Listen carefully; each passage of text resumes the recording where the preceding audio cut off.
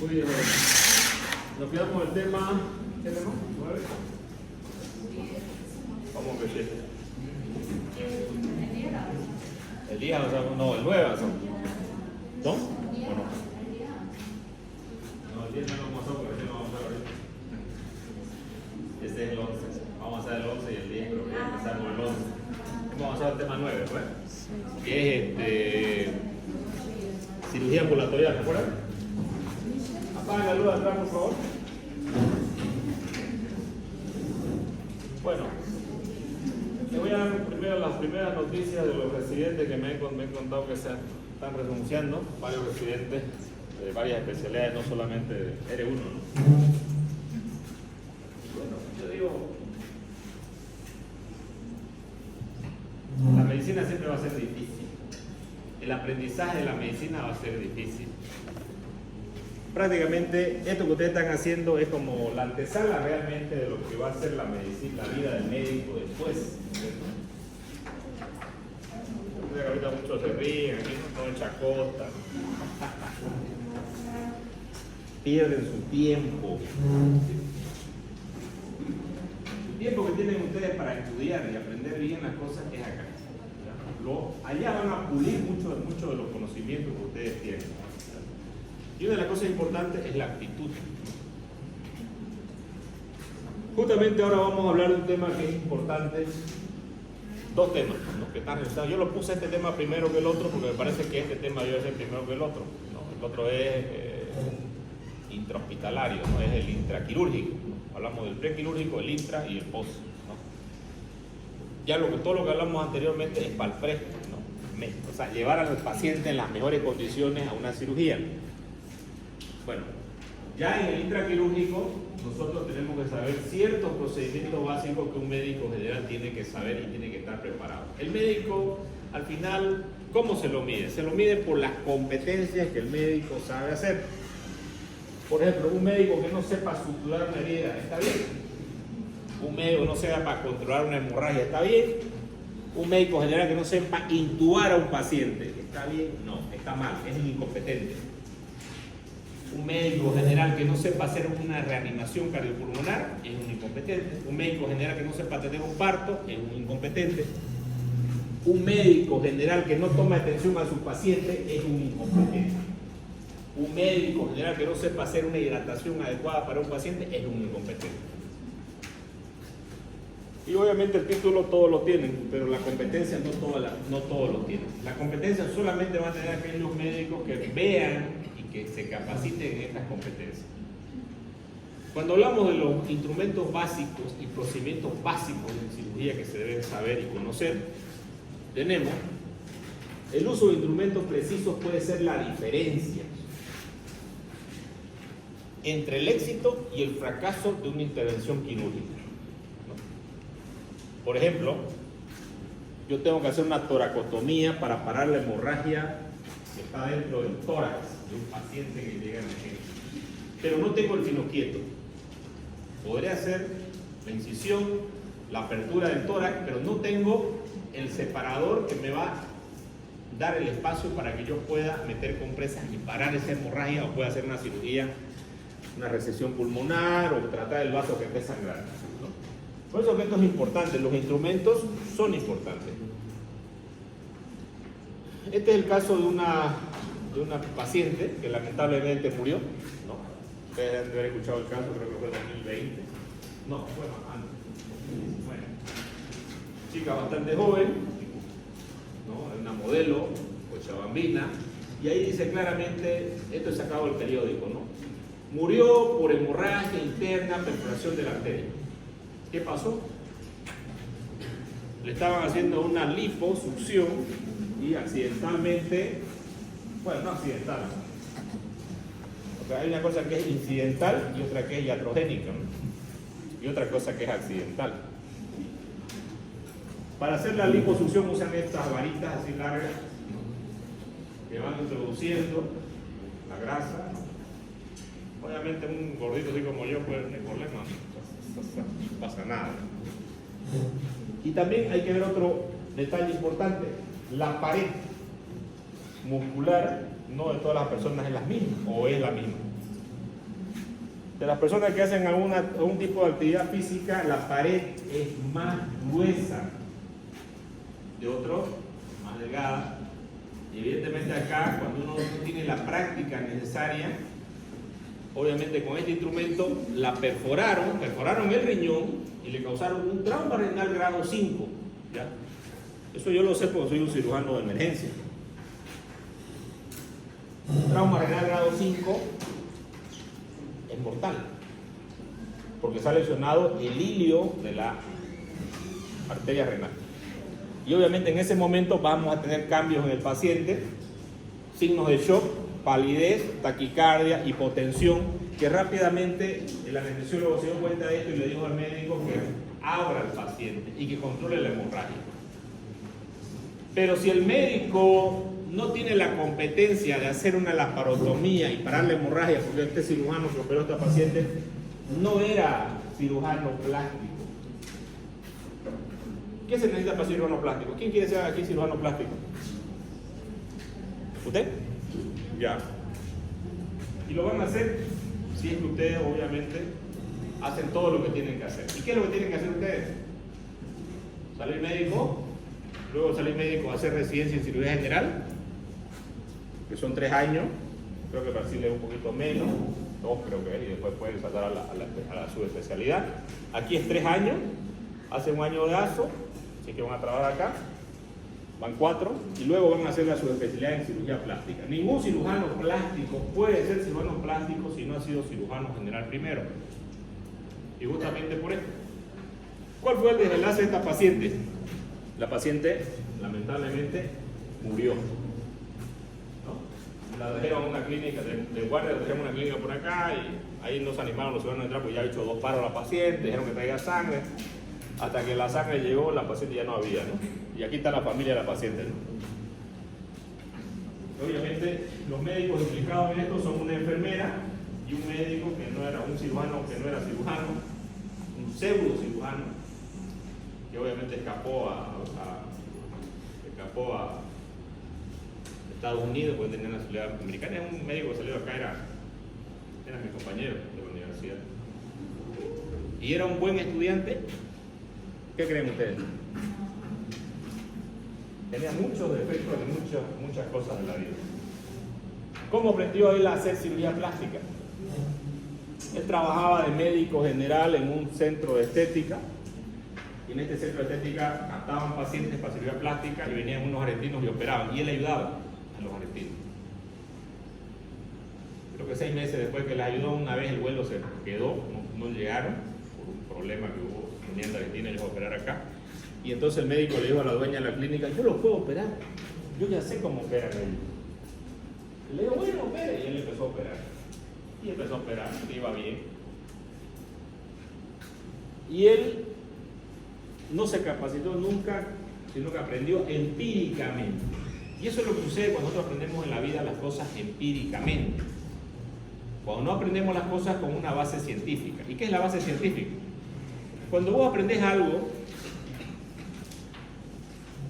de haber vivido una residencia médica, de haber visto pacientes de cirugía general que viven, que mueren, buenos resultados, malos resultados, vas a tener una experiencia en el tiempo. Vas a ver cirujanos que son buenos, van a ver cirujanos que cometen errores, ¿no? Y obviamente no tenés que aprender de las cosas malas, aprender de lo bueno, ¿no? Luego vas a tener tus propios resultados como cirujano, como médico. Luego vas a hacer tu subespecialidad y también vas a ver técnicas quirúrgicas adecuadas, inadecuadas y buenos y malos resultados. Y luego vas a tomar tus propias conductas, pero siempre estas conductas basadas en algo. Lamentablemente este colega se saltó todo eso de la residencia y directamente él empezó y operaba bastante pacientes. Pero nunca había muerto un paciente. Tenía muchas denuncias, creo que 300 denuncias, 13 procesos legales. Pero nunca tuvo un paciente que murió. Hasta este día. Hubieron varias señales en el camino que le dijeron que él deje de hacer eso, pero sin embargo, no todos los pacientes le iban bien, mal, algunos le iban bien. Y también el otro problema, ¿no? Cuando ponemos delante de lo que nosotros tenemos que hacer, el dinero, y no el bienestar del paciente, pueden pasar estos sucesos. Lamentablemente, mi colega, según tengo entendido, no estoy muy seguro 100%, pero dicen que falleció en Estados Unidos. Tenía diabetes, hacía diálisis y se murió. Dicen, no sé, por ahí está vivo o no. Sin embargo, la enfermera que era la que captaba a los pacientes se escapó a Argentina y en Argentina ya la agarraron y la trajeron para acá. Entonces, todo el tiempo, aquí están los casos. Este es otro caso de muerte de una joven en cirugía estética, ¿no? Este ya fue un cirujano plástico famoso de la ciudad que estaba operando a una paciente médico todavía. La paciente era médico también, una chica bastante delgadita que estaba por casar y quería, creo que tenía un centímetro de grasa por aquí, ¿no? Y al hacer la lipo le lesionaron la aorta. Entraron dentro del abdomen, cerraron la aorta y la paciente se choqueó y murió en quirófano. Este cirujano sí es famoso. Pero, ¿dónde pasan los errores en la vida del médico o de cualquier tipo de profesión? Cuando sos muy joven y sos muy intrépido, o cuando sos muy viejo y sos muy canchero. Y por eso que cuando uno hace una técnica quirúrgica, tiene que hacer la técnica quirúrgica detallada adecuadamente. Y tengo que estar preparado siempre pensando en mi peor escenario que pueda tener, ¿ya? Si yo tuviera el peor escenario, ¿qué haría yo para parar una hemorragia de la aorta? Abrir el abdomen, ¿no? Pero soy cirujano plástico, escucha, si vino con una cirugía plástica y yo le abro el abdomen, ¿qué es lo primero y lo más básico que tenemos que preservar nosotros los médicos? ¿Ah? La vida, correcto. Y jamás, pero jamás, nada puede estar por encima de la vida. Una incisión, una amputación de un brazo, nada puede estar por encima de la vida. O hacerle una traqueostomía a un paciente que no pueden intubarlo, porque no se puede intubar algunas veces, y tengo que hacerle una traqueo o una cristotomía. Y de repente digo yo, no, pero pobrecito va a quedar con su... No, no importa, no va a quedar vivo.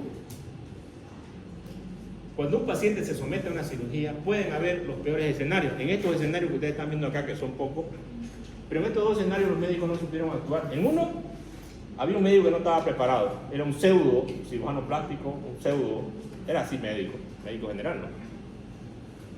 Sin embargo, en el otro caso, un cirujano bastante renombrado de acá de la ciudad, bastante experiencia y con un montón de pacientes que ha operado, cirujano plástico, con todos los títulos, ¿no? Con todos los honores, sacramentos, óleo, todo lo que usted quiera.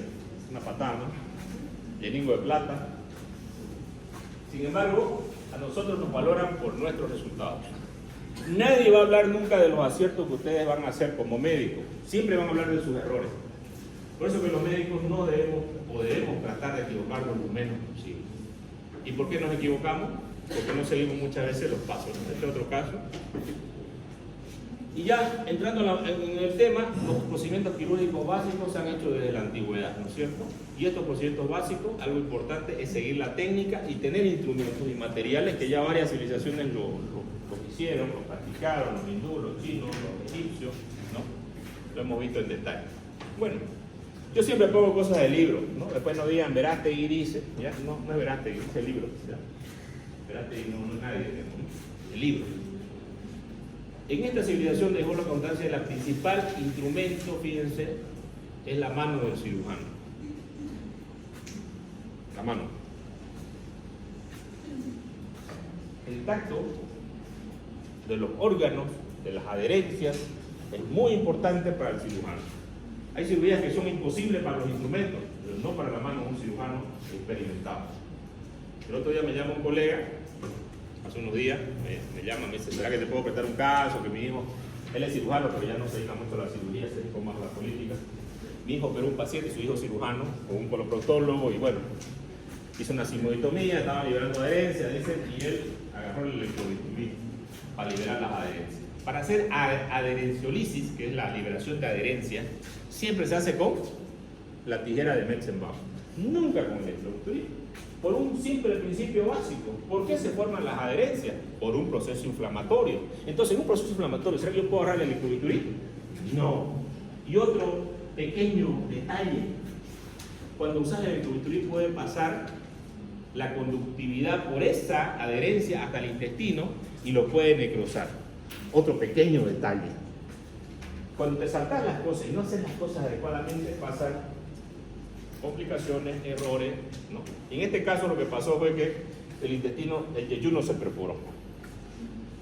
Entonces, se dieron cuenta en la cirugía, suturaron, ¿no? O a veces aparece la lesión días después, porque uno al quemar, no aparece ese momento de la perforación, no que aparece días después. En este caso hizo una perforación, suturaron, pero el paciente está con una fístula. Y él llevaba 2 semanas internado, una fístula de alto débito, que sale 450 ml por día. El paciente no pudo irse a su casa, está con un drenaje todavía, y están entre si lo operan o no lo operan. Y me llamaron a mí para decirme qué puedo hacer, ¿no? Y yo le dije, bueno, puedes hacer esto, función parenteral, hacer osteótide, es una hormona que inhibe la secreción del tubo digestivo, ¿no? Y el paciente está yendo bien, ¿no? Me llamaron de otro paciente hace unos días que tenía una hemorragia digestiva de intestino delgado, ya le habían sacado el colon, pero seguía sangrando. Y le dije al cirujano, también puede usar osteótide, se trata de las hemorragias, ¿no? Y sé que el paciente se está bien con el uso de osteótide sin cirugía. Entonces, ¿a todo esto qué va? La técnica quirúrgica es algo que tiene que ser sistematizado. Paso 1, paso 2, ¿no? Y no puedo agarrar, digamos, del paso 1 y me voy hasta el paso 10. Lo que pasó con el colega, ¿no? Sin ser cirujano plástico, él operaba una cantidad de cirugías plásticas, pese a las demandas, la denuncia, todo, seguía operando. No todos los pacientes le iban mal, muchos pacientes le iban bien, pero nunca había muerto un paciente. Hoy en día se ha avanzado mucho en la cirugía clásica abierta, y ya tenemos la cirugía laparoscópica, ¿no? Y tenemos también ahora la cirugía endoscópica, y tenemos también la cirugía percutánea, ¿cierto? Que todos estos procedimientos prácticamente tienen dentro de la misma especialidad ciertos subespecialistas, ¿no? En cirugía general, casi todos los órganos generales hacen cirugía laparoscópica, ahora, actualmente. Algunos hacen cirugía laparoscópica avanzada, como los hepatobiliares, ¿cierto? Los que hacen trasplante hepático, ¿no? Hay los trasplantólogos médicos que se especializan en trasplante, pero todos son un equipo, ¿no? Cuando hablamos de la cirugía laparoscópica, el cirujano está mirando una pantalla, ¿no? Esa pantalla le magnifica las imágenes y él hace todos los tiempos fundamentales que hacemos en la cirugía abierta, tal y cual. Abrir, exposición, separación, sutura, disección, corte y al final la extracción de un órgano o estructura. Para hacer esto, este entrenamiento, siempre debemos ir con ejercicios básicos, ¿no? Yo no voy a correr una maratón sin haberme preparado, o sea que se puede correr. ¿Lo que está apagado ahí? ¿Verdad? ¿No? Está bien.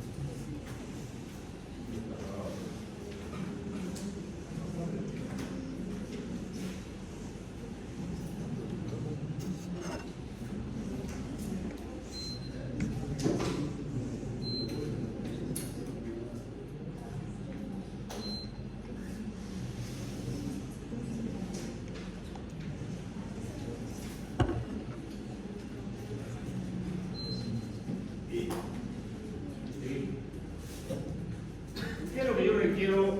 ¿Cuáles son mis cirugías básicas, ¿no? Para estas cirugías básicas yo requiero ciertos equipos que son básicos.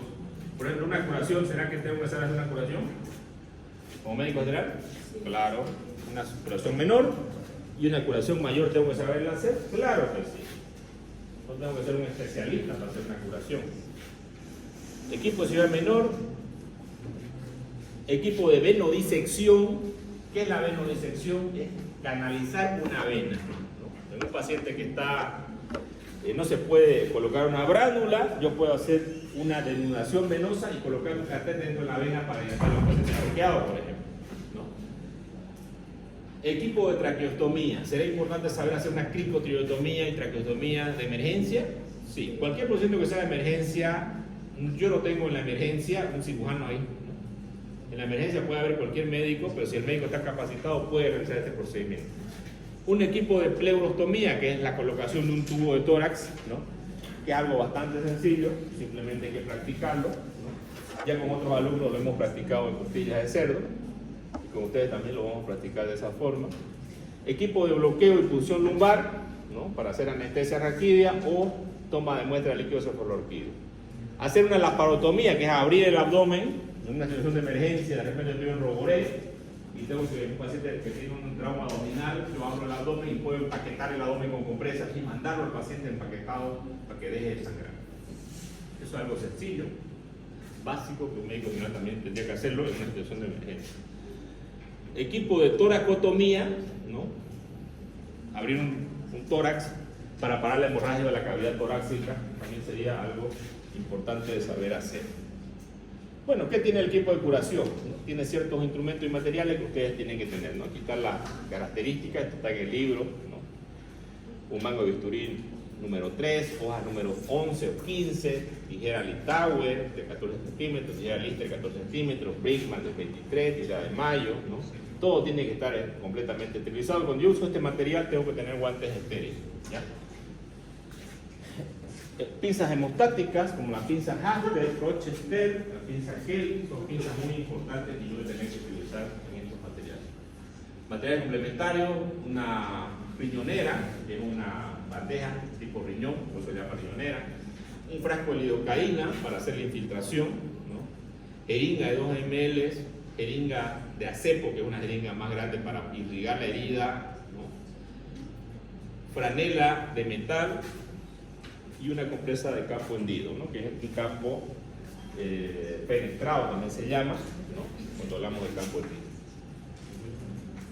La pinza de Anastasia, pinza Kelly, pinza Forester, disección, pinza con dientes, pinza de edición sin dientes, pinza de edición de Adson sin dientes, Adson con dientes, ¿no? Material complementario, todo lo que ustedes ven acá. Y este equipo se utiliza para hacer un procedimiento de cirugía menor. ¿Cuáles son los procedimientos de cirugía menor? Tenemos sutura de heridas, extracción de lipomas, quistes sebáceos, quistes sinoviales, cirugías plásticas como de repente hacer una cetoplastía, cirugía de colgajos, cirugía plástica de llevar colgajos, toma de biopsias excisionales, ¿no? Entre muchos otros procedimientos que se pueden hacer, ¿no? Aquí tenemos un lipoma, por ejemplo, fíjense ustedes. Tenemos que tener también materiales de exposición, materiales de corte, materiales de sutura para realizar este procedimiento. Normalmente en el hospital nosotros tenemos ya las cajas, ¿no? Vienen de cirugía menor y vienen con todos estos materiales. Pero si nosotros requerimos un material adicional, podemos pedirlo y nos lo va a dar el instrumentista, ¿no? Lo sacan del depósito que ellos tienen. Entonces, primero siempre la técnica va a empezar valorando el área que tengo que valorar, realizando la anestesia local, ¿no? Con una aguja de insulina, ¿no? Primero voy a hacer una asepsia y antisepsia del área, voy a estar con guantes estériles, voy a colocar el campo estéril, ¿no? Dentro del lugar donde voy a hacer. Puedo hacerlo con clorexidine, lo puedo hacer con povidona, pero jamás se hace con alcohol. No con alcohol, porque el alcohol es inflamable, ¿ya? Y ya han pasado errores justamente en quirófano debido al uso de alcohol. Un caso que hubo con una embarazada, ¿no? Y la embarazada relata todavía, ¿no? Un cirujano con bastante experiencia, un ginecólogo muy conocido en nuestra ciudad, ¿no? Prácticamente ya él entra el paciente a quirófano, se pone a charlar con la anestesiólogo, que es normalmente lo que hacemos los cirujanos, charlamos con el equipo quirúrgico. Pero la paciente escuchaba todo, ¿no? Le hicieron una anestesia peridural, raquídea, que es la que se hace en estos procedimientos. El cirujano hizo la antisepsia con alcohol yodado y luego usó el electrobisturí. Se ardió el abdomen de la paciente. Al final pudo apagar, pero la paciente quedó con quemaduras a ambos lados del flanco. Salieron los bebés, todo bien, pero la paciente demandó. El padre de la paciente era un médico también y demandó de las curaciones, ¿no? Al final, ¿saben cuánto terminó el chiste con el médico? $300,000. $300,000 tuvo que pagar el médico por una cirugía que probablemente iba a cobrar, de repente iba a ganar, si ganaba $500 es mucho, digamos. una cesárea no ganan más los ginecólogos. Yo creo que no sea seguro, ¿no? Tuvo que pagar $300,000 para que no lo metan preso, ¿no? Entonces, justamente, por eso que le digo, no se usa alcohol, ¿ya? Que no usen alcohol, el alcohol inflamable. Muy bien. Colocación de campos estériles, ¿no? Y fíjense, cada paso que yo tengo que hacer tiene que ser a continuación, ¿no? Hemostasia con pinzado ligador a caldo simple 3.0, disección extracapsular del lipoma, disección Roma o portante, ¿no? Con ambas o previa exposición del campo quirúrgico, separados de Farabeo o Bolman, resección de la masa tumoral, hemostasia, lavado local, valorar el uso de drenaje blando tipo Penrose, reconstrucción de sutura o piel con técnica de Sarnoff, punto nylon, se cubre la herida con gasas apósito estéril, retiro de los puntos a los 5 o 7, y va a depender del área, donde está el lipoma, ¿no? Si son zonas como la cara que son bien irrigadas, ¿no? El cuero cabelludo, generalmente en 5 días retiramos los puntos. Pero si es en las extremidades, ¿no? Generalmente en 10 días o un poco más de tiempo, 14 días inclusive. Si es un paciente que tiene problemas de cicatrización, paciente que sea anciano, paciente que tome corticoides, que tenga una enfermedad, una coagulopatia, artritis, va a tardar un poquito más de tiempo inclusive en hacer la cicatrización. Siempre que hacemos un procedimiento, y esto también no lo dice el doctor Velázquez, lo dice el libro, ¿no? Si el cirujano quiere hacer un procedimiento adecuadamente, tiene que apegarse estrictamente a las normas establecidas del fundamento y técnica quirúrgica.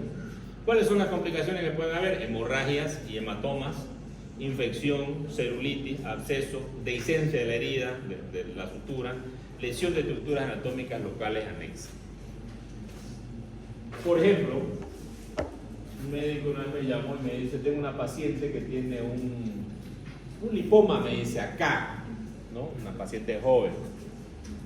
Yo no la quiero operar, la verdad que no tengo experiencia, te la voy a mandar. Me la mandó la paciente. Yo la veo en un consultorio privado y le pregunto, ¿de cuándo tenés eso? Le digo, no, desde que ha nacido. No, desde que nací. ¿Y ha crecido? Sí, últimamente ha crecido. Ya. Necesito que te hagan una tomografía contrastada.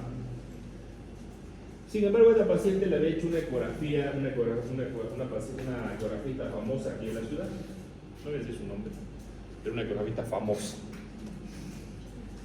Y esa ecografista famosa, o sea, yo tenía el presentimiento de que eso era un hemangioma. Por eso quería la tomografía. Entonces mi colega me llamó y me dice, operara, no seas maricón, digamos.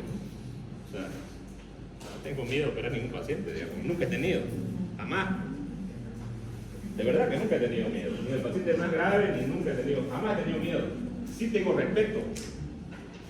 Respeto por el paciente y respeto por la cirugía.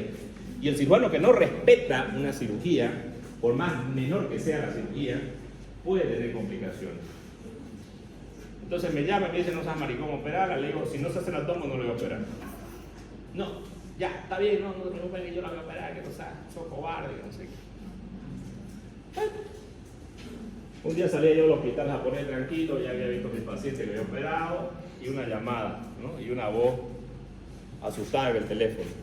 El cirujano se había metido a operar a la paciente y la paciente sangraba, era un hemangioma y sangraba por todas partes y no podían parar la hemorragia. Un hemangioma es un tumor del vaso sanguíneo, como una esponja si ustedes quieren, pero que sangra por todos lados, ¿no? O sea, al entrar empezó a sangrar por todas partes. La paciente estaba choqueada, ya la habían intubado, le estaba muriendo sangre y me llama para decirle que ayude. En ese momento hay muchos cirujanos que no ayudan a estos médicos, ¿no? Yo siempre que me han llamado, y siempre he sido, digamos, muchos médicos me dicen que no debería hacerlo. Me dicen, no deberías ir, te puedes agarrar un problema legal. Es verdad, te puede agarrar un problema legal. Pero, ¿para qué soy cirujano si no voy a ir a una emergencia? Y peor yo que soy cirujano de emergencia, digamos. Entonces yo siempre he ido, aunque muchos colegas después me han dicho, me han siempre aconsejado, no vaya, te vas a tener un problema legal. Bueno, no sé, me gusta la acción que sea, pero bueno, siempre he ido. Y voy a seguir yendo, cuando me llame. Este colega me llama, estaba en quirófano, ¿no? Entonces yo salgo del japonés, agarré un taxi, llegué creo que en 15 minutos, no sé, su suerte no había ningún auto por la calle, pues hace muchos años. Llego a la clínica, veo al paciente en quirófano, intubado, papel, y el cirujano también daba papel, ¿no? Temblando así el cirujano, pensando que la gente iba a morir. Yo le digo tranquilo, veo la incisión que había hecho, una incisión pequeña, la masa era así. ¿Qué es lo que hago yo? Hago, ¿no? Y empiezo a comérmelo el tumor, ¿no? Saco las pinzas, empiezo a agarrar, empiezo a ligar, empiezo a irme, hago compresión arriba, hago compresión abajo y para la hemorragia completamente. Lo que se quiere en una hemorragia es, primero, parar la hemorragia. Luego usted verá si reseca todo el tumor o no lo reseca. Es lo de menos eso. O si tengo que ligar de repente la carótida externa, ya se verá. Yo no soy cirujano de cuello, por si acaso. Pero he entrado a muchas cirugías de cuello, hago unas cirugías de cuello de emergencia. La paciente dejó de sangrar, se llevó un cirujano de cuello y después ya terminó de hacer la resección del tumor y el paciente fue bien. No murió. Pero no murió porque el colega llamó también, ¿no? Y porque hubo alguien que vaya a solucionar el problema. Pero ¿cuál fue el problema? ¿Una paciente programada se puede operar sin estudios? No. Cuando nos saltamos los pasos que debemos hacer a un paciente en el preoperatorio y nos creemos los machitos, porque no es que te hagas el machito, ¿no? No hay nada que ver, eso no tiene sentido, digamos, ¿no? Lo que él dijo, digamos, que no tenga miedo, yo no tengo miedo, digamos, ¿no? Peor la cirugía, digamos, a mí me encanta operar, digamos. Y mientras más veo ser desafío, mejor para mí, digamos, a mí me gusta más, digamos. Muy bien, acá tenemos la disección. Materiales que usamos, disección Axon con dientes, sin dientes, materiales de corte, ¿no? Para la venodisección. ¿Qué es la venodisección? Es desnudar una vena. Cuando no se puede hacer una colocación percutánea de un catéter por vía central, clave, yugular, ¿no? Entonces está la venodisección. ¿En qué caso no se puede hacer? Pacientes a veces tienen un TP alterado, entonces tenemos que hacer un corte, ingresar a la vena y colocar un catéter dentro de la vena. Entonces requerimos todos estos materiales que muchas veces lo tenemos listo ya en el quirófano, en la terapia intensiva donde hacemos estos procedimientos o en la emergencia, ¿no? Vienen a hacer todos estos materiales que ustedes ven acá. También tenemos la punción venosa con catéter, que justamente se usan este tipo. Aquí está la guía, que es la que vieron ustedes, ¿no? Una aguja, que es una aguja larga, está de acá, ¿no? Entra la aguja, meto la guía dentro de la aguja, dentro de la vena, ¿no? Luego meto este dilatador para dilatar ¿no? Y luego meto el catéter que se va a quedar dentro de la vena subclavia o la yugular, ¿no? Y muchas veces llega hasta la aurícula derecha. Con este catéter yo puedo medir la presión venosa central, que es la presión en la aurícula, que va de 8 a 12 centímetros de agua, ¿no? ¿Para qué me sirve esto? Cuando yo tengo que hidratar adecuadamente a un paciente y saber si está deshidratado o sobrehidratado, ¿no? Si está por encima de 2 centímetros de agua, sobrehidratado. Si está por debajo, deshidratado, ¿no? Aquí están los materiales que yo también requiero, ¿no? ¿Y para qué sirve esto? Bueno, ¿cuáles son las complicaciones que pueden haber de este procedimiento? Y yo les voy a recomendar algo. Siempre que ustedes hagan cualquier tipo de procedimiento, aunque sea el más niche y que sea una sacada de uña, por si acaso, ustedes sepan cuáles son las complicaciones, inclusive de la inyección que ustedes van a colocar.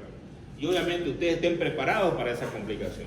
Hematomas, extravasación de sustancias administradas hacia el tejido que pueden ir a producir necrosis, por ejemplo, algunos medicamentos como el bicarbonato, que es bastante alcalino, puede necrosar, ¿no?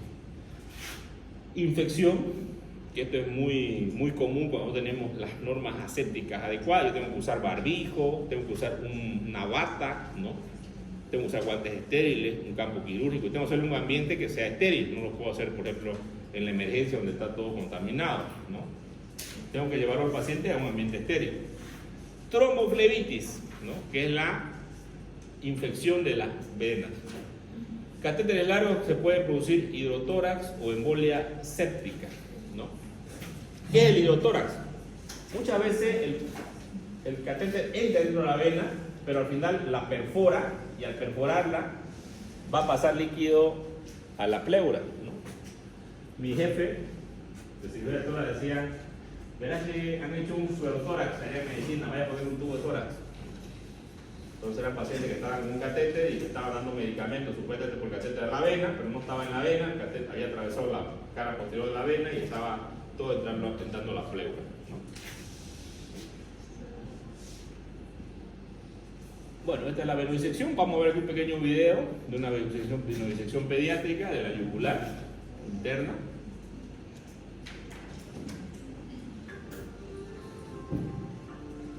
Fíjense que todo está en un campo estéril, están haciendo en quirófano probablemente, ¿no? Con guantes estériles, ¿no?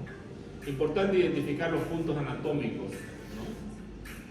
Principalmente el músculo esternocleidomastoideo. Ustedes hacen así, ustedes van a sentir este músculo que baja de arriba hacia el esterno, se llama el esternocleidomastoideo. Entonces este músculo de acá. Y más o menos este es el lugar que se busca hacer la venodisección. Entonces ahí el cirujano marca, hace, hoy en día puso anestesia local, un bisturí bastante delgado, hace el corte, empieza a dilucionar, ahí está el músculo esternocleidomastoideo que es color rojo, hace esta maniobra de dos pinzas que se llama, usa dos Kellys para diseccionar, y aquí ya empieza a ver la vena, que la vena es color nacarado. Aquí hay un truco.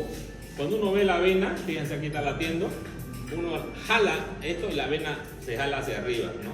Es la única estructura que jala rápidamente. Aquí está haciendo la disección de la vena por la parte posterior. Siempre la vena va a tener, si quieren ustedes, como un tejido adherencial a las estructuras aledañas, ¿no? Pero con mucho cuidado uno va separando esto. Se hace ese pequeño juego para saber que esté bien desnudada la vena. Obviamente aquí se puede romper también la vena, hay que tenerlo que hacer con cuidado. Yo recuerdo una vez que se rompió, se rompió en emergencia y me llamaron a mí para que se solucione. Aquí podemos ya agarramos el extremo distal con un CA30 distal y proximal, ¿no? Colocamos debajo de la vena. Hacemos un punto por contrabertura para que salga el catéter. Esto es para evitar la infección, ¿no? Porque es más fácil sacarlo por la misma herida, pero sacarlo por contrabertura evita que la infección ingrese dentro de la herida quirúrgica, ¿no? Aquí está con el catéter, lo están metiendo.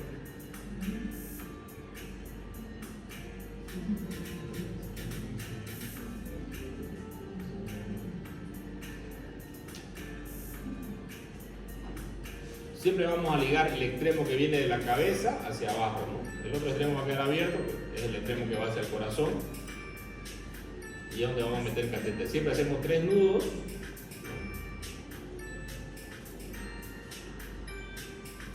Estamos usando material de seda que es no reabsorbible. Aquí estamos haciendo el corte. Siempre se hace el corte encima de la pinza. Y vamos a proceder a cateterizar la vena. Este ejercicio lo hemos hecho con los alumnos el año pasado en venas del pulmón, ¿no? Y todos lo han podido hacer. Y aquí entra el catéter, luego va a verificar que esté en el lugar, hace una pequeña aspiración y sale sangre que está en el lugar, ¿no? Ahí está, fíjense. Aquí se puede tomar muestra de sangre para un laboratorio si es que lo requiere el paciente, si es que para hidratación exhaustiva se lo puede dar rápidamente. Aquí damos el punto, fíjense, debajo de no acá arriba, ¿no? Abajo, ¿ya? Este es un punto de fijación. Siempre que colocamos catéteres tenemos un punto de fijaciones internos y externos. Este es el punto de fijación interno, ¿ya? Y luego vamos a hacer un punto de fijación externo.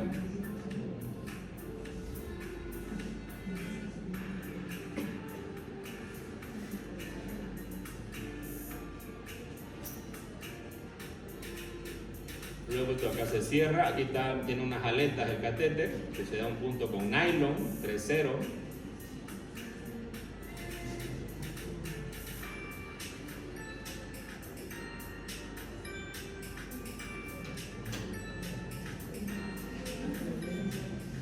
Muy bien. Indicaciones de la venodisección. Cuando no es posible instalar una punción, En caso de pacientes que tengan una obstrucción gástrica que no tengamos que hidratarlo, para medir la PVC en pacientes politraumatizados. Cuando son politraumatizados y no podemos colocar una vena y el paciente está choqueado, nosotros usamos una vena que se llama la safena interna, ¿no? La usamos está delante del maleolo. Si ustedes tocan el tobillo, por la parte delantera hay una vena gruesa que pasa, esa es la vena que usamos. Luego también en quemados para hacer hidrataciones exhaustivas, pacientes con delirium tremens, que se sacan las vías, muchas veces no toleran nada, pacientes con estado de choque hipovolémico, cirugía de alto riesgo, inserción de electrodos, ¿no? ¿Por qué de alto riesgo? Porque malogramos la presión venosa central. Inserción de electrodos intracardíacos para hacer los marcapasos, ¿no? Angiografía pulmonar para diagnóstico de embolia y catéteres para medición la presión intracardíaca o pulmonar. También hablamos de la famosa presión en cuña que se puede tomar en estos pacientes. Sitio donde se puede efectuar miembros superiores, vena cefálica y basílica, usamos catéteres largas que lleguen hasta la aurícula derecha, cuello, vena yugular externa, miembros inferiores, solo si se emplean catéteres muy largos, ¿no? Son los que se hacen a nivel de la safena, pero arriba, ¿no? Y generalmente cuando hablamos de los miembros inferiores, uno de los grandes problemas es la tromboflebitis, que puede, o sea, solamente se recomienda hacerlo en emergencia, porque permanecer un catéter por abajo, a menos que no tenga brazo del paciente, no es recomendable por justamente esta complicación, la tromboflebitis. Aquí está la técnica, que ya la hemos visto, ¿no? Este es el catéter venosa central. Lo más importante que yo tengo que saber es que la presión de centímetros de agua es de 8 a 12 centímetros, lo normal. Por debajo de esto, deshidratado, por encima de esto, sobrehidratado, y tengo que corregirlo adecuadamente.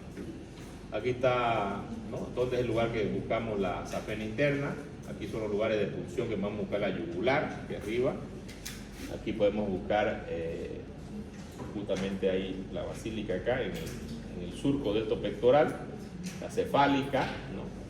Y el cateterismo tal como lo han visto ustedes. En cualquier parte se liga siempre el extremo distal y el dedo proximal en el que se va a cateterizar el equipo de traqueostomía.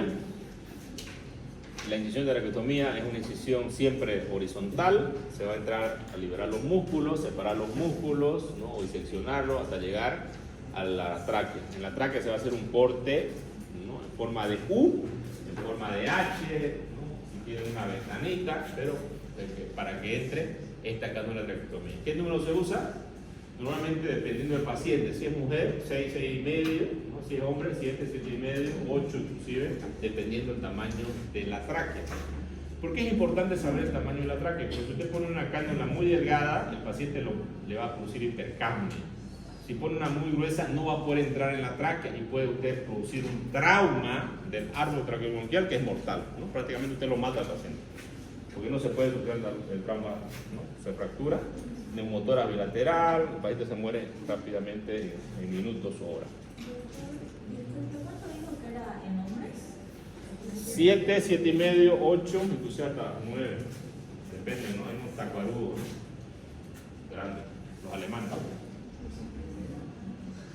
Otro procedimiento que lo vamos a practicar también en costillas de cerdo es la colocación de un tubo de tórax, que es un procedimiento de emergencia en caso de un motor hipertensivo, ¿no?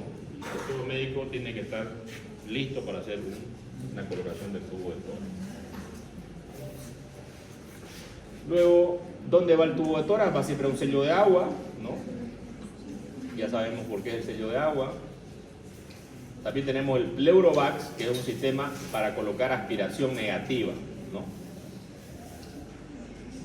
La colocación del paciente, este es el bloqueo para la punción raquídea. ¿Para qué hacemos la punción raquídea? Para dos cosas: anestesia raquídea y extracción del líquido seborraquídeo en caso que sospechemos una meningitis en un paciente, ¿no? Vamos a hacer la punción lumbar. ¿Qué necesitamos? Lidocaína o bupropicaína con adrenalina, procaína, esto es para la anestesia, ¿no? Solución glucosada 5%, solución isotónica, cloruro de sodio y agua de bietina. La punción lumbar siempre la vamos a hacer en un espacio que sea por debajo del L2, ¿no? Porque hasta ahí está la médula, ¿no? Más abajo. Esta es la técnica, ¿no? Que ya lo hemos visto cuando hablamos de anestesia raquídea, y las complicaciones, ¿no? Esto sí me interesa, pregunta de examen, no se olviden. ¿Cuáles son las complicaciones de la punción lumbar? Vamos por la primera. Hipotensión arterial. ¿Por qué ocurre la hipotensión arterial? Ya lo dijimos en el tema de anestesia peridural raquídea. Porque hay un bloqueo de preganglionar de la fibra simpática. Entonces esto va a hacer que haya una vasodilatación, y al haber la vasodilatación el paciente va a hipotensar. ¿Cuál es el tratamiento? Administrar líquido. El paciente tiene que estar con vías y pasar en ese momento 1 o 2 litros de suero y el paciente mejora. También después de la cirugía puede haber lo que se conoce como la cefalea postpunción. Por eso un paciente que sale de una anestesia raquídea siempre le recomienda quédese echado y no levante la cabeza por lo menos las primeras 12 horas después del postoperatorio. Esto es importante porque haber hecho la punción en el espacio raquídeo, del espacio raquídeo muchas veces por esa punción sale líquido al espacio peridural, y esto es lo que va a hacer que el paciente cuando se levanta empiece a tener la cefalea intensa, ¿no? Entonces, a esto se conoce como cefalea postpunción. No ocurre en todos los pacientes, en ciertos pacientes. Normalmente, ¿cuál es el tratamiento? Hidratar al paciente, dejarlo en reposo, darle cafeína, puede ser en tableta o vía oral, ¿no? Y si no mejora esto en 5 días, hay que hacer un parche hemático. Entonces, el parche hemático, sacar sangre y colocar en el espacio peridural donde le pusieron. Se le pone 5 ml de sangre en ese lugar y hace como un parche hemático, deja de doler la cabeza inmediatamente. Otro, puede haber dolor local postpunción en el lugar donde le hicieron, de repente por una lesión del periósteo, ¿no? Puede haber trastornos motores regionales, ¿no? Que esto puede ser ocasionado por el uso de fármaco, ¿no? Que se colocó. Y como complicación también puede haber la meningitis, que es la infección del espacio subaracnoideo. Bueno, estos materiales de corte también ya lo vimos. Ya. Otro procedimiento que se debe realizar y se hace es la laparotomía, también se conoce como celiotomía. En este procedimiento nosotros vamos a hacer una técnica quirúrgica adecuadamente. Obviamente el paciente tiene que estar de cúbito dorsal, ¿no es cierto? Bajo anestesia general generalmente. Vamos a hacer una incisión en la piel, tejido adiposo, aponeurosis, disolución de las fibras musculares, hemostasis, incisión de fase superior, posterior a la parietal, colocación en segundos campos quirúrgicos, abordaje de la cavidad abdominal, exposición con separador generalmente automático, exploración de órganos intraabdominales, investigación de hallazgos, técnica quirúrgica intraabdominal en función al tratamiento que se decida. Sutura de la pared abdominal, ¿no? Vamos a suturar por plano. El plano más importante que debemos suturar es el aponeurosis. ¿Con qué hilo lo vamos a suturar? Con un hilo número 1 o número 0, bicril, se prefiere usar, ¿no? Aquí tenemos los planos, ¿no? La piel, ¿no? Celular subcutáneo, ¿no? La aponeurosis anterior, aponeurosis posterior. Pero si hablamos de la línea media o la línea alba, vamos a tener una fusión de las dos aponeurosis, ¿no? Normalmente acá ustedes pueden ver el recto anterior, fíjense, tiene una aponeurosis anterior y una posterior, ¿no? En la línea media y la línea alba se van a fusionar estas dos, se fusionan, ¿no? Si usted abre por la línea alba, exactamente por el lugar, tiene que agarrar las dos, ¿no? Si usted no abre por ahí, abre por otro lado, una incisión paramediana, ¿no? Tiene que suturar primero la aponeurosis posterior y luego la anterior. ¿Qué pasa si no suturo esta aponeurosis? El paciente se va a herniar. ¿Quién contiene las vísceras dentro del abdomen y evita la hernia? La aponeurosis posterior. En un lugar que no hay aponeurosis posterior es solamente en la línea alba, porque están fusionadas las dos aponeurosis.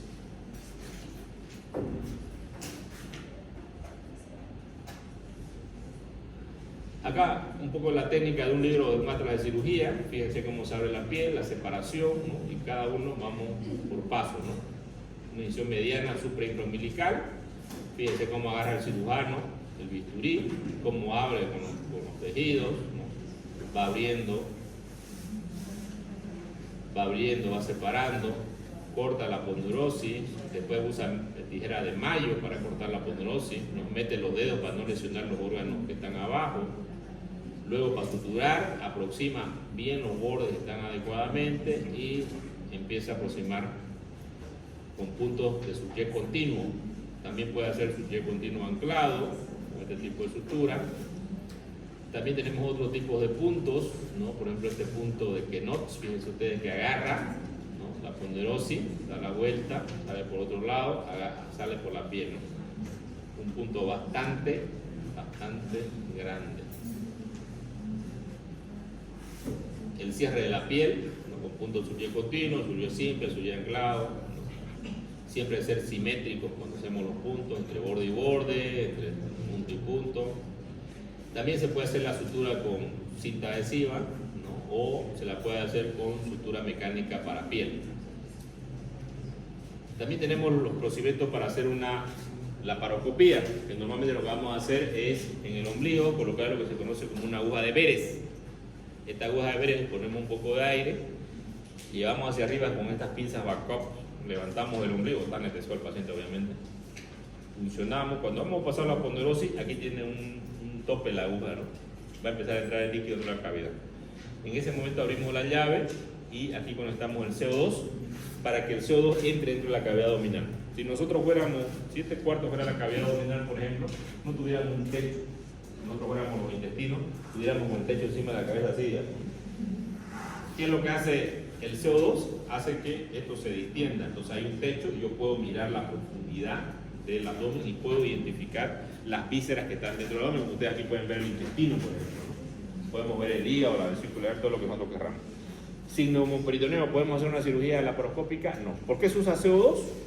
Porque el CO2 no es explosivo. Si ustedes usaran oxígeno, el oxígeno es explosivo y puede explotar el abdomen cuando ustedes usen un electrobisturí.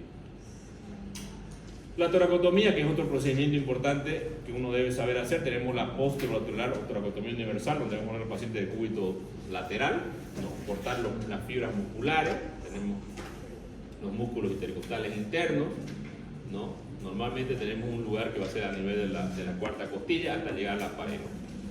Aquí tenemos la posición, que una vez anestesiado al paciente debemos poner nuestra posición. ¿Por qué hacemos este tipo de toracotomía? Queremos abordar toda la parte superior del tórax, evidenciar. Cuando queremos evidenciar del pulmón hacia arriba, hacemos este procedimiento. Si queremos solamente el corazón, de repente con una toracotomía anterior podemos acceder al corazón, pero va a depender de qué es lo que queramos acceder en el tórax. Con esta incisión podemos acceder casi a todo el tórax, tanto desde arriba hasta abajo, ¿no? ¿Dónde se hace la parte posterior? A nivel de la escápula, ¿no? Entonces agarro la cuarta y el corte va hasta allá, ¿no? Pero yo tengo que hacer siempre, tengo que tener un separador de fino quieto para hacer este procedimiento. Si no tengo separador de fino quieto, ¿lo puedo hacer? No. Aunque tenga el más gordudo ahí haciendo, no puedo. ¿Por qué? Porque no hay nadie que sea tan fuerte para sostener con todo el tiempo ahí, ¿no? Y que yo pueda operar. Entonces no voy a poder hacer procedimiento. Sin este material no voy a poder realizar mi cirugía. Luego de la cirugía tengo que hacer el cierre por plano, igual las costillas las cierro con hilo vitril número 1, o sea, número 1, y luego cierro los planos. Los dos planos musculares que he abierto cierro con de la ponderosis. Y luego cierro el celular subcutáneo y cierro luego la piel, ¿ya? Siempre voy a dejar un drenaje dentro del tórax, ¿no? Cuando se hacen procedimientos de toracotomía, siempre va a haber un drenaje dentro del tórax que tiene que quedar unos días. Estos son los materiales que voy a necesitar, obviamente todo lo tengo en el quirófano. Bueno, y ese es el primer tema. ¿Hasta qué lo tenemos? Te los di 40 minutos. El otro tema es un tema muy cortito, que es el tema del transoperatorio, pero es el tema más importante, porque si nosotros cuidamos al paciente en esta etapa, generalmente todos los casos que he comentado hace un momento son debido a que no ha habido cuidado con el paciente, o de repente si hubo la llamada del anestesiólogo y de repente el cirujano o no estaba preparado, ¿no? Bueno, acá, si ustedes ven en la fotografía, yo estoy en el quirófano, ¿no? Es uno de los lugares donde más me gusta estar, ¿no? Yo, la verdad que, bueno, soy cirujano, me gusta estar en el quirófano, ¿no? Pero también tengo que ver al paciente en el preoperatorio y también me gusta verlo en el postoperatorio, ¿no? Porque ahí veo los resultados. Este momento que estoy en quirófano, yo tengo que tener completa atención en lo que es mi cirugía, ¿no es cierto? Y esta atención es importante que la tomemos en cuenta. Aquí ustedes pueden ver el paciente que ya está intubado, ¿no es cierto? Aquí está la anestesióloga, aquí está el cirujano, ¿no? Aquí tengo la instrumentista, y son estas tres personas las más importantes del quirófano, son el equipo quirúrgico. El equipo quirúrgico está formado por el cirujano, luego tenemos sus equipos, el anestesiólogo es su equipo y la instrumentación. ¿De qué se encarga el anestesiólogo? De monitorizar el paciente durante la cirugía. Y yo tengo que ver si el paciente es de bajo riesgo o de alto riesgo. Normalmente las cirugías de emergencia son pacientes de alto riesgo porque pueden tener enfermedades como diabetes, hipertensión, cardiopatías, problemas renales, ¿no? Alguna otra cosa más, shock séptico, una peritonitis, por ejemplo. ¿Qué ustedes pueden notar en la paciente? ¿Cómo está la posición de la paciente? ¿Ah? ¿Hay algo anormal que ustedes pueden ver acá, que pueden percibir? ¿Qué es esto de acá? La paciente está en esta posición, miren, ¿no? ¿Por qué estará hiperextendida esta parte de acá? Porque queremos hacer una cirugía de las vías biliares, ¿no? Entonces se le pone un rodillo y prácticamente nos va a elevar toda la estructura de la vía biliar centímetros. Este detalle es muy importante. ¿Será que son importantes los centímetros en cirugía? Sí. Son muy valiosos. ¿Para qué? Para el tiempo de la exposición del paciente. Yo voy a poder ver las estructuras de la vía biliar muy bien cuando yo tengo esto, ¿no?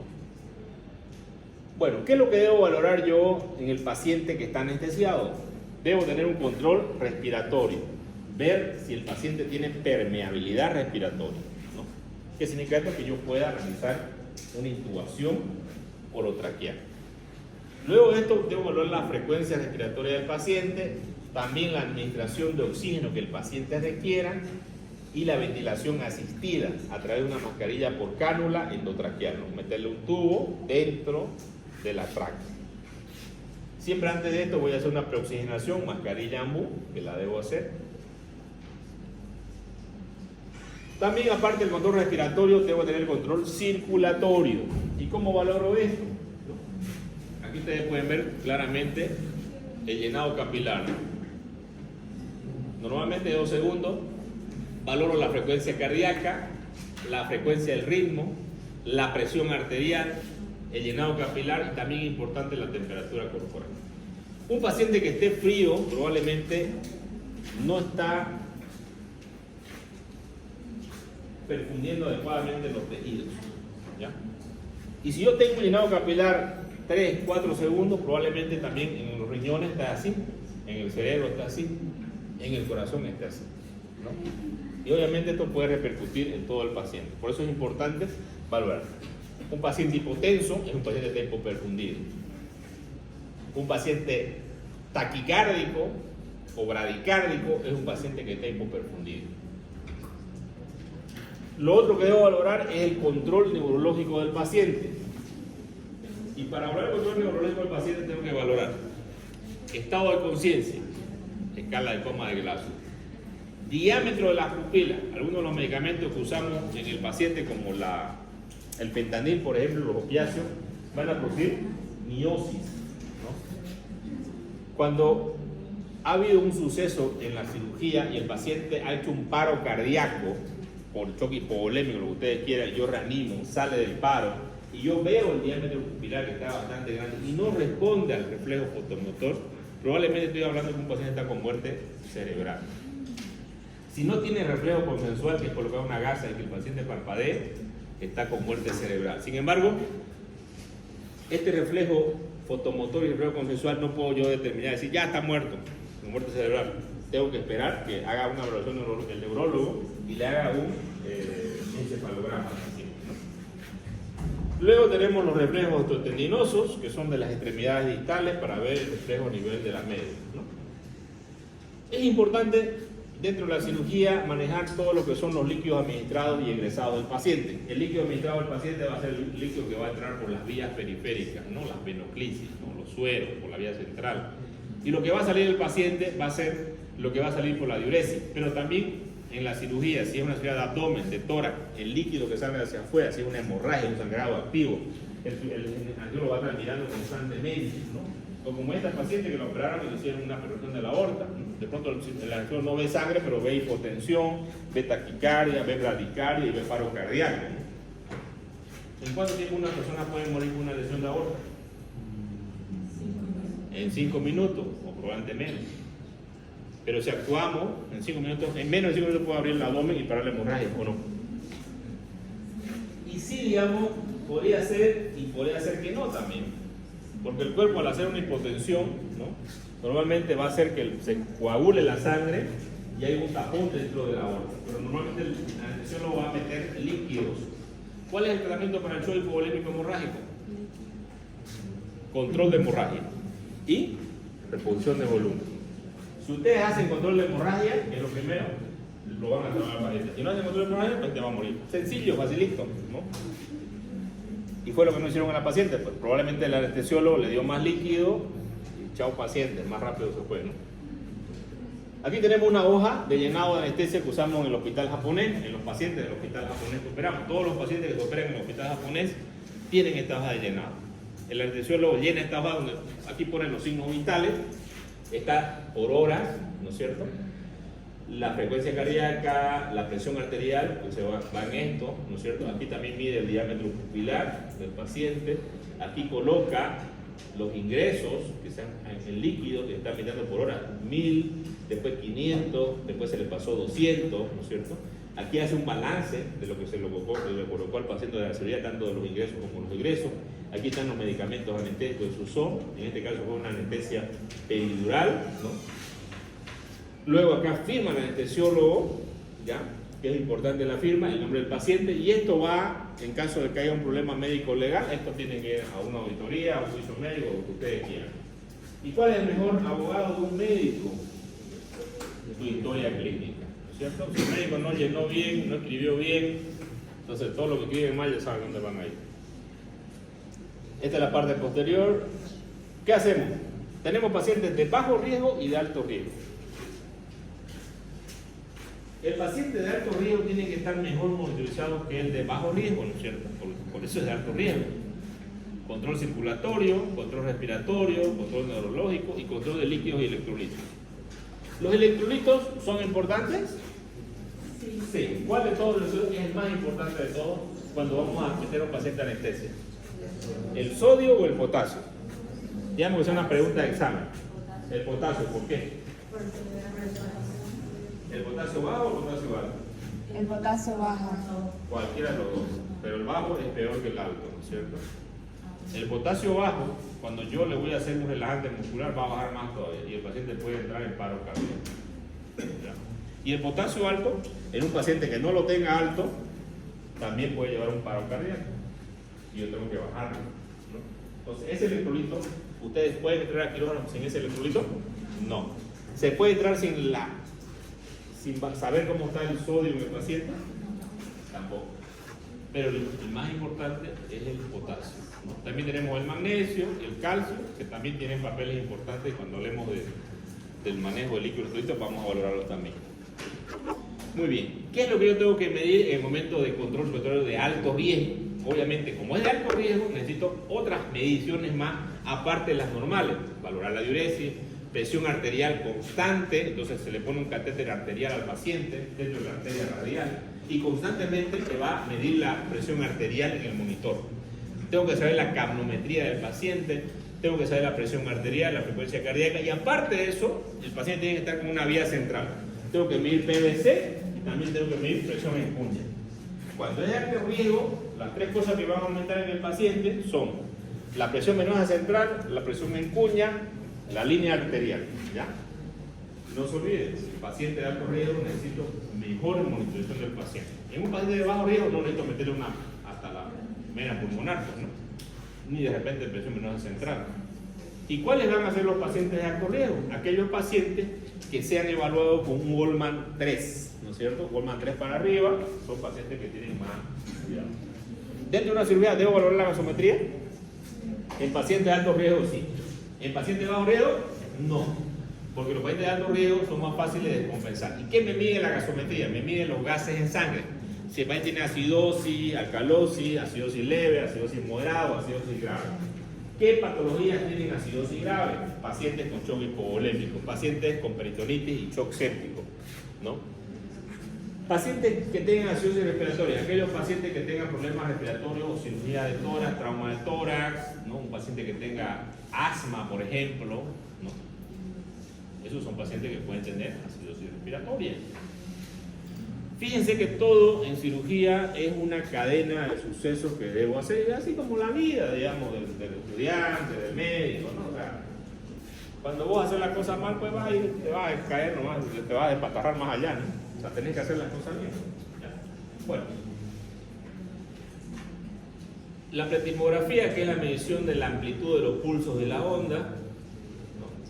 Que valora cuál es la amplitud de esto. Control neurológico.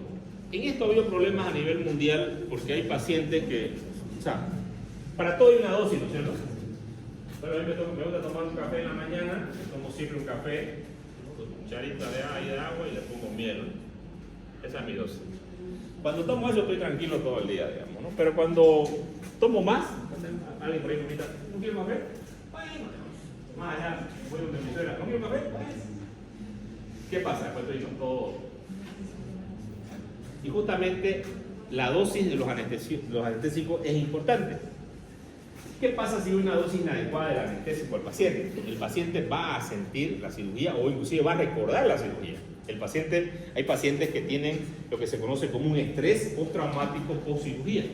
Y estos pacientes en otros países han demandado al seguro, al cirujano, a todo el mundo, ¿no? Porque el paciente ha escuchado toda la cirugía, inclusive algunos han sentido hasta dolor. No se han movido porque tenemos los relajantes musculares, pero la dosis de los calmantes, los analgésicos no fue adecuada. Ni tampoco la dosis de los sedantes, para que el paciente no recuerde. Entonces el paciente tiene recuerdos desagradables y puede llevar un estrés postraumático que estos pacientes toditos han demandado, ¿no? Y han ganado la demanda. Entonces se creó un dispositivo que se conoce como BIS, que se conecta a un encefalograma y mide las ondas cerebrales durante la anestesia. Este dispositivo, igual que como el electrocardiograma, mide las ondas cerebrales. ¿Y para qué sirve? Para cuando damos la anestesia general o hacemos la sedación, hay una profundidad en la anestesia y el paciente no recuerde nada de lo que pasó en la cirugía y no le cause un estrés post-cirugía o postraumático, que es lo mismo, ¿ya? Entonces, es importante medir la profundidad de esto porque algunos pacientes pueden quedar con estas lesiones. El equipo de la actitud, ¿no? La actitud, ¿no? del personal de salud es muy importante. De hecho, nosotros somos personal de salud y siempre debemos atender con calidez, con calidad a las personas. Nadie tiene la culpa que de repente tengas tantos años de edad, que de repente te fue mal porque te trató tu jefe, ¿no? La cirugía era reciente, por ejemplo, mi jefe me trataba todos los días y no por eso me iba a ir a desquitar con los pacientes. ¿Quién es el más importante en el hospital? El paciente. ¿Quién es el más importante en un quirófano? El paciente. ¿Quién es el más importante en la sala? El paciente. ¿Quién es el más importante en el quirófano, donde ustedes quieran? Es el paciente. Nosotros estamos estudiando esta carrera para una vez atender a estas personas. Y poder tener muchos conocimientos, de repente, para atenderlos. Pero si les falta esto, créanme que no van a ser buenos médicos. Créanmelo, no van a ser buenos, ¿no? Y si no tienen buena calidez, pueden ser los médicos, porque hay gente que no quiere tener calidad y está bien, digamos, ¿no? Pueden ser lo que ustedes quieran. Y pueden ser médicos no asistenciales, ¿no? Que son los médicos que están en los seguros, ¿no? Que auditan, auditores de historia clínica, ¿no? Hay un montón de especialidades de médicos que son no asistenciales, ¿no? Los planificadores, epidemiólogos, todo esto, ¿no? Todos manejan con números. Pero los que van a ser médicos asistenciales tienen que desarrollar esto, ¿ya? Poco a poco lo tienen que ir desarrollando. ¿Es importante la posición del paciente? Sí, es muy importante. La posición del paciente puede salvar la vida del paciente como puede ser letal para el paciente. Por ejemplo, un paciente que le están colocando una vía central, ¿no? Y de pronto el aire entró dentro de la vena. Si ese paciente yo le bajo la cabeza abajo, va a empezar a sangrar y esa burbuja de aire va a salir. Y puedo salvarle de una embolia aérea, ¿no? Y puedo salvarle la vida. Un paciente que de pronto vomita y está inconsciente y yo bajo la camilla hacia abajo, ahora me voy a traer del Lemburg, el paciente no se va a broncoaspirar y le voy a salvar la vida. Por eso la posición es muy importante cuando hablamos de la cirugía. Todo paciente que sale de una cirugía tiene que tener una posición semisentada como la que ustedes ven en el paciente. ¿Por qué? Porque yo así respiro mejor, ¿no? Peor si me han hecho una cirugía de abdomen donde me duele el abdomen, ¿no? Y también es importante tener en cuenta que la temperatura del quirófano tiene que ser adecuada para el paciente. Muchas veces los cirujanos nos sentimos calor. Pongan el aire más fuerte, digamos. Pero ¿quién es el que está sufriendo ahí? ¿Quién es el más importante? ¿El cirujano o el paciente? El paciente. Entonces yo tengo que darle confort. Si el paciente es un paciente que está choqueado, que está entrando la triada de la muerte, ¿cuál es la triada de la muerte? Hipotermia, acidosis metabólica y coagulopatía. Entonces, si el quirófano está muy frío, el paciente va a sufrir y puede entrar en esta famosa triada de la muerte, que es un círculo vicioso hasta que el paciente muera. Entonces, la temperatura tiene que ser adecuada. ¿Quiénes son las personas que pierden más calor, si ustedes quieren? Los jóvenes, los viejos, los niños. Los viejos más de 70, ¿no? 80. Y los niños, pequeños, ¿no? Entonces, a estos dos grupos de pacientes no debemos de calentarlos y tenemos unos cobertores especiales. Nosotros en el hospital tenemos este cobertor para cirugía pediátrica. Lo ponemos primero el cobertor abajo, calienta y después lo ponemos al niño, ¿no? Para que el niño esté caliente durante toda la cirugía. ¿Cuánto tiempo dura una cirugía? La más rápida, digamos que el quirófano, ¿no? Digamos que sacarle un lugar a alguien, de repente me tarda unos 30 minutos. Pero hablemos de una cirugía de abdomen, de apéndice, digamos. ¿Cuánto?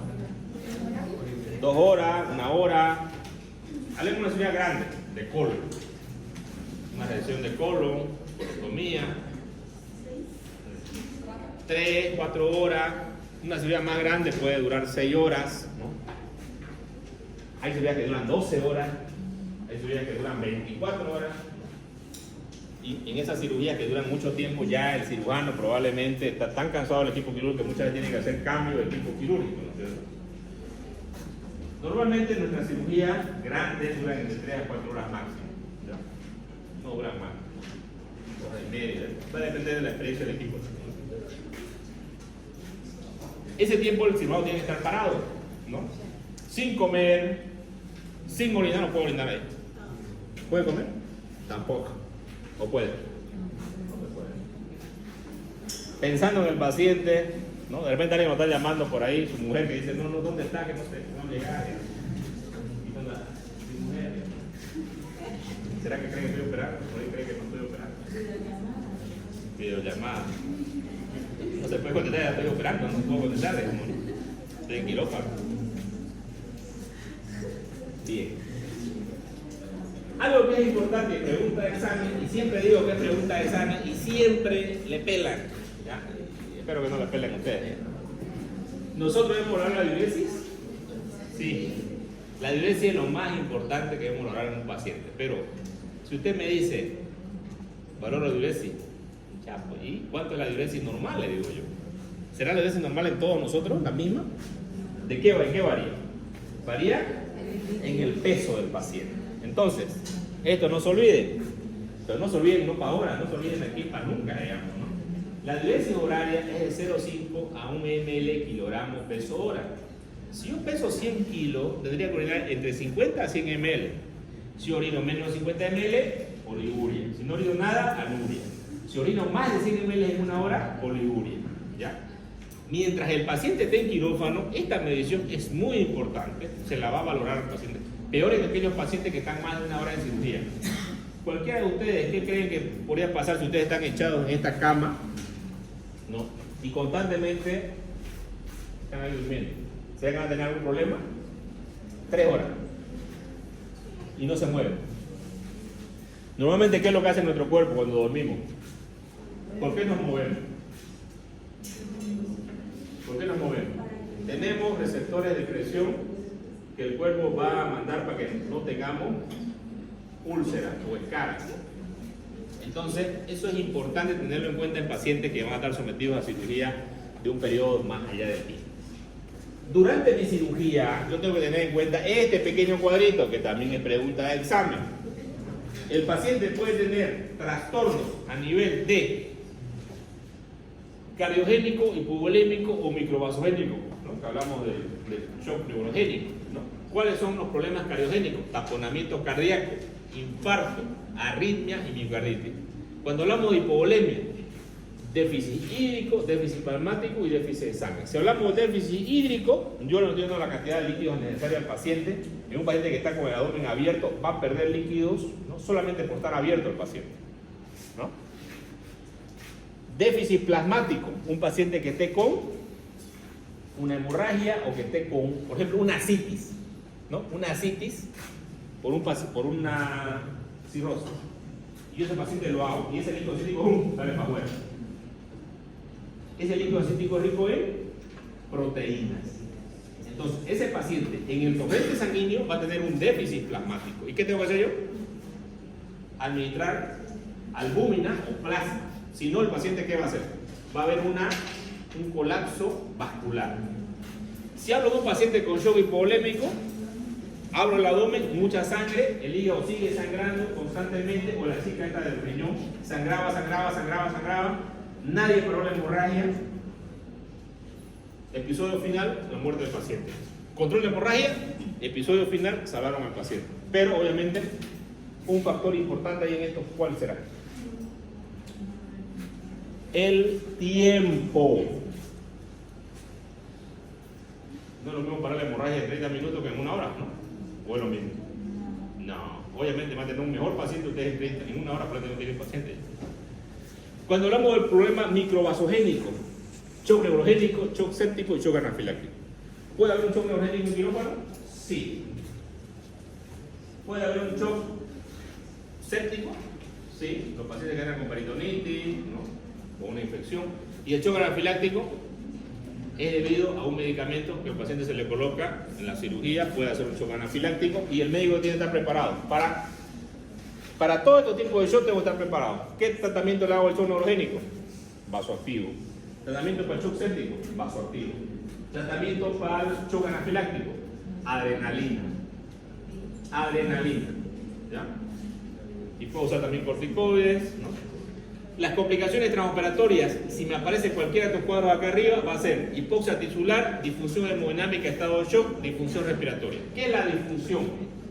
Que no funciona adecuadamente el tema respiratorio. ¿Qué es la disfunción hemodinámica? Que el paciente va a estar en estado de shock. ¿Y qué produce el estado de shock? Hipoperfusión de tejidos. Y la hipoperfusión de tejidos en el tiempo produce apoptosis. ¿Qué es la apoptosis? Muerte. Muerte del tejido. Entonces, ¿un paciente puede estar con disfunción hemodinámica 2 o 3 horas? No. Usted tiene que responder rápido a este tratamiento. Por eso en el quirófano tenemos todo. Tenemos un carro de paro, tenemos desfibrilador y tenemos droga para combatir todas estas enfermedades. ¿Usted lo podrá hacer esto en la sala de emergencia? Nunca va a estar tan capacitada como está un quirófano o una terapia intensiva, ¿no? En la sala de emergencia también tenemos algunas cosas, pero en estos lugares, en el quirófano, tenemos que tener todo esto para combatir esto, ¿no? El peor escenario que ustedes van a tener en un quirófano, ojalá que no lo tengan, pero si lo tengan, ustedes van a responder, ¿ya? Son cuando ustedes están preparados para esta situación. Muy bien. Cuando hay la disfunción respiratoria tenemos una etapa temprana y una etapa tardía. Y esto es importante porque ustedes sepan el pronóstico del paciente. ¿Qué les va a pasar con su paciente en ese momento? En la etapa temprana tenemos cianosis en los labios, sangre oscura en el campo quirúrgico, taquicardia, hipotensión y trastorno del ritmo cardíaco, ¿no? Yo recuerdo un caso de un paciente que estaba haciendo lo intubaron, no podían intubar, y la anestesióloga me dice, no puedo intubarlo, doctor, pero doctora, esperemos que pase, ¿no? Sígalo ventilando. Le puse al mercurio, doctor, y no ventila al paciente. Estaba con 40 de saturación el paciente. Y en ese momento, 3 de la mañana, ¿no? Prácticamente, yo miré el 40 ya, miré que tenía el paciente bradicardia, entonces estábamos en la etapa final ya, de que el paciente haga paro cardíaco. Y en ese momento, le dije que me traigan el equipo de traqueotomía y no me puse guante. ¿Por qué no me puse guante? ¿Por qué no me puse guante? Porque iba a perder tiempo y el paciente iba a entrar en paro. Entonces lo hice sin guante. Y agarré el bisturí y no abrí una edición pequeña, abrí una edición de enero a diciembre. Grande. Palpé con un dedo, porque había sangre por todos lados, palpé con un dedo la tráquea, divulsioné y con otro bisturí, con 2 cortes, ¿no? Prácticamente hice la traqueotomía, ¿no? El otro corte fue para abrir la tráquea y meter la cánula y empezar a ventilar al paciente. Y luego de eso, entré como en un tipo de, no sé, shock, yo creo. Y me senté y le dije a los que me estaban ayudando que terminen de cerrar al paciente, digamos, ¿no? El paciente no murió, salió de la bradicardia, no hizo ni hipoxia, nada. Inclusive después lo operé 3 horas más de quirófano. Al día siguiente, a los 2 días el paciente me dice que él vio nuestro procedimiento de arriba. Dice que él flotó. Eso dice el paciente. Flotó y no veía cómo estábamos nosotros trabajando con él, digamos, ¿no? Unos cirujanos, cuando lo pusieron el caso al día siguiente, dijeron la trayectoria se le hicieron en menos de 1 minuto, ¿no? Y los cirujanos del hospital dijeron, no, dijeron. El doctor verá que puede ser bueno, pero no tan bueno como hacer una traqueotomía en 1 minuto. Pero parece que era bueno, ¿no? Las posiciones quirúrgicas del paciente son importantes. Decúbito dorsal. Va a depender de qué tipo de cirugía vamos a hacer en el paciente, ¿no? Posición en litotomía, cirugías proctológicas, cirugías ginecológicas, legrado uterino, son importantes tener las pierneras para comodidad de la paciente. Posición Trendelenburg, cabeza hacia abajo. Posición Trendelenburg invertida, cabeza hacia arriba. Posición ventral, cirugía que voy a hacer en la región posterior del paciente, ¿no? Obviamente primero lo voy a intubar de forma, ¿no?, de cúbito dorsal y luego le doy la vuelta al paciente. Aquí una paciente que también está en posición, la posición de Krafne para cirugía proctológica, hemorroides, ¿no?, la cirugía para toracotomía, tengo que tener esto, ¿no? Aquí lo importante es evitar que haya compresiones neurovasculares, ¿ya? Estas compresiones neurovasculares van a hacer que se compriman ciertos lugares y produzcan lesión isquémica inclusive. Por eso que aquí es importante colocar estas cosas acá dentro de la pierna para evitar estas complicaciones progresivas. De todas, ¿cuánto durarán? 3 horas, 4 horas, 5 horas. Y estas lesiones pueden llegar inclusive a isquemia o a hacer úlcera o inclusive a producir lesiones neurológicas permanentes en el paciente, ¿no? Posición de cúbito ventral, ginecológica, esta posición para los pacientes obesos, la cirugía tipo francesa que se coloca el cirujano entre las piernas del paciente, Trendelenburg invertido, posición semi-Fowler, posición Trendelenburg invertido acá. Bien, jóvenes, ¿hasta dónde va a ser el examen? Me preguntaron otro día, va a ser hasta postoperatorio, ¿ya? Hasta ahí vamos a estudiar. ¿Ya le tienen más preguntas?